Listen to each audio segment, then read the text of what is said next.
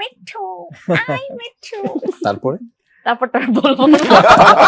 দুটা সাদা বুড়ি আর দুটা হলুদ বুড়ির গল্পটা করবার সময় মানে আমি ওনাদের এক্সপ্রেশন গুলো দেখছিলাম, মানে শব্দটা আমি নির্লিপ্ত যে এত নির্লিপ্ত ভাবে ওনারা বলছিলেন, কিন্তু আমার দারুণ লাগছিল। মানে আপনি তো সামনে ছিলেন, মানে আপনি তো অ্যাকশনের পরে যে একটা কি যেন আপনার অ্যাক্টররা বলেন রিঅ্যাকশন দিতে হয়, আপনি কেমন করে দিচ্ছেন? আপনার হাসি ঠাসি পায় নাই ওনাদের এটা দেখে? না, একদমই না। আর এই যে সাদা বুড়ি এবং হলুদ বুড়ির যে গল্পটা, এটা কিন্তু একটা বাস্তব ঘটনা ওখানকার। আমাদের এই ফিল্মটার মধ্যে যা যা দেখানো হয়েছে, যে যে চিত্র আসলে তুলে ধরা হয়েছে, এগুলো কিন্তু সব চা গরমের মানুষের জীবন থেকে নেওয়া, কোনো কিছু কিন্তু আরোপিত না। সো যেটা হয় ওটাকেই আমরা আসলে তুলে ধরার চেষ্টা করেছি। সেখান থেকে ওরা কিন্তু আসলে ওদের ওখানে কোনো মেডিকেল সেন্টার নেই, ওদের কোনো স্কুল নেই, ওদের ওখানে নেটওয়ার্কও নেই। সো জায়গা থেকে আসলে ওরা ওই সাদা বুড়ি হলুদ বুড়ির বাইরে ওরা আসলে কিছুই জানে না।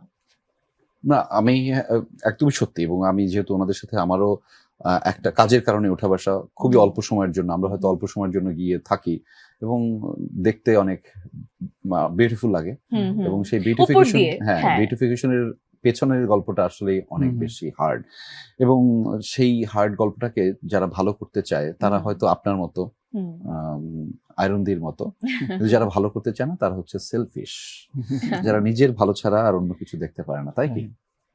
না, আই থিঙ্ক প্রত্যেকটা মানুষই সেলফিশ, তাদের নিজেদের কারণে অথবা তাদের লাভড ওয়ান্সদের কারণে।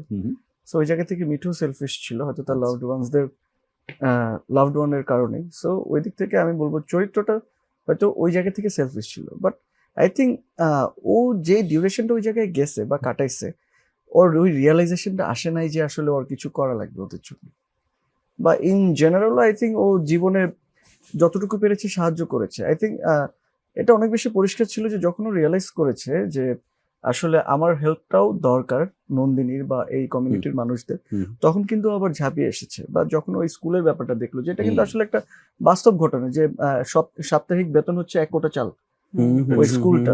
আমরা কিন্তু একদম বর্ডারের কাছাকাছি এই সিকোয়েন্সটা শুট হয়েছে। আমরা অলমোস্ট 4 ঘন্টা জার্নি করে ওই জায়গায় গেছিলাম, 4 ঘন্টা জার্নি করে ওই জায়গাটা গেছিলাম। ওখান থেকে ইন্ডিয়ার বর্ডারটা ছিল 5 মিনিট দূরত্ব হয়তো বা। সো ওই স্কুলটাতে আসলে এরকম আসলে সাপ্তাহিক বেতন হচ্ছে চাল, এক পট চাল।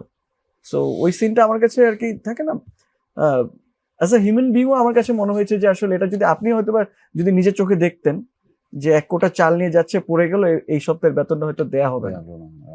সো খুবই আর কি ইমোশনাল একটা ব্যাপার, কিন্তু আমার যেটা মনে হয়েছে। অবশ্যই। এন্ড আমি চেষ্টা করেছি যে পুরো মিঠু চরিত্রটা দিয়ে আর কি to live through the character, you know, যে আর কি আমি ওই জায়গায় গিয়েছি এন্ড ওখান থেকে আমার জার্নিটা শুরু করার, এন্ড আমি ওই জার্নির থ্রুতে আসলে শিখতে চাই, জানতে চাই, ডেলিভার করতে চাই, আমার ইন্টেনশন। মিঠু আমার কাছে ফিরতে চাই। মিঠুর পরে যে আপনি ডায়লগটা দিলেন, ওইটা আমাকে একটু শোনান এখন।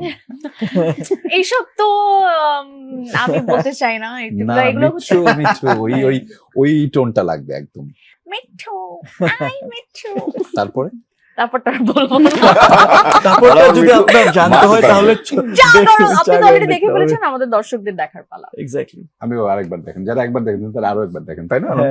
আচ্ছা, আপনি তো একবার দেখেছেন, আপনার কি আরেকবার দেখতে ইচ্ছে করছে? হ্যাঁ, অবশ্যই, কারণ এটা একটা ইনডেপথ গল্প, এবং আমাদের গল্প, আমরা যাকে একটু ইগনোর করি, যে কমিউনিটিকে মানে দেখতে ভালো লাগে, বাট ক্যামেরার চোখে দেখতে অনেক কালারফুল লাগে, সবুজের মধ্যে থেকে তারা একটা একটা করে পাতা তুলছে, এবং আমাদের প্রতিনিয়ত জীবনের সাথে মিশে থাকা একটা উপাদান চা, সেটির পিছনের মানুষের গল্প আমাদের কখনোই দেখা হয় না, একদমই দেখা হয় না। এবং এই কাজটি করার সময় আমার এমনটি মনে হচ্ছে যে চা বাগানকে আমি সবসময় খুব দূর থেকে দেখেছি, এবং চা শ্রমিকদের সবসময় গেলে আমরা ছবি তুলতাম, বাট ওনাদের জীবন, ওনাদের ভাবনা, ওনাদের গল্প কখনোই জানা হয়নি, যেটা আমার এই কাজের মাধ্যমে জানা হয়েছে। এবং আমার কাছে সবচেয়ে বেশি মনে হয় এই যে টি ওয়ার্কারদের যে এই অসুবিধাগুলো, এই ওরা যে এতভাবে সুবিধা বঞ্চিত হচ্ছে, এটা কিন্তু এখন উঠে আসছে।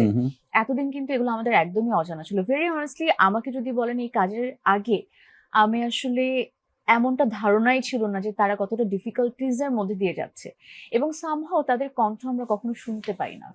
সো আই রিয়েলি হোপ যে তাদের জীবনে পরিবর্তন আসে।